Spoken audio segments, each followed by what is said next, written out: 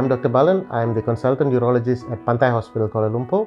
Benign prostatic hyperplasia means there is enlargement of the prostate gland. As you grow older, there is increasing in size of the prostate gland. So that is what we say benign prostatic hyperplasia. Benign basically stands for non-cancerous lesion. 50% of males above 50 years old have this problem, and as you grow older, the chances of you getting this condition is higher.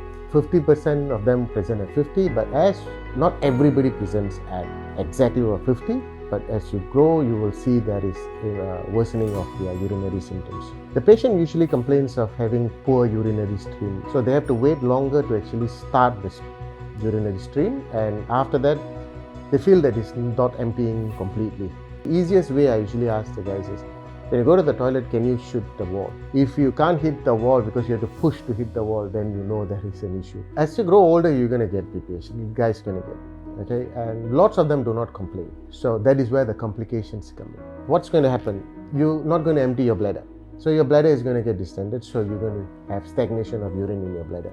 Stagnation of urine is going to cause you to have infection. Now you're going to get urinary tract infection. Because there's stagnation of urine, there can be formation of stones in the bladder. There could be kidney damage. There's lots of things that actually can occur. The worrying thing is development of urosepsis, which is sometimes life-threatening in guys. So 40 years old, get your routine bloods done, your chest x-ray, your ultrasound of the abdomen, and all your blood levels done. And depending on what risk you fall under, the physicians can actually explain to you. At 40 years old, we will know at approximately where we are standing. For the prostate check, about 50 and all this, you can actually come and have a look. You're going to come to the clinic with a full bladder. A nurse will just take you to the toilet. All you need to do is pee on a machine. It's just going to check and see how good is your flow. By that, we can actually find out what's the problem. Treatment option varies from just a little bit of lifestyle changes. Then there's medical treatment, where we start you on some medication. If medical treatment fails, then we go for surgical treatment. The gold standard is, as usual, a lot of people know, is TURP, is transurethral resection of prostate, where basically in a layman's term, we just rebore the hole into your the prostate so that you're able to pee.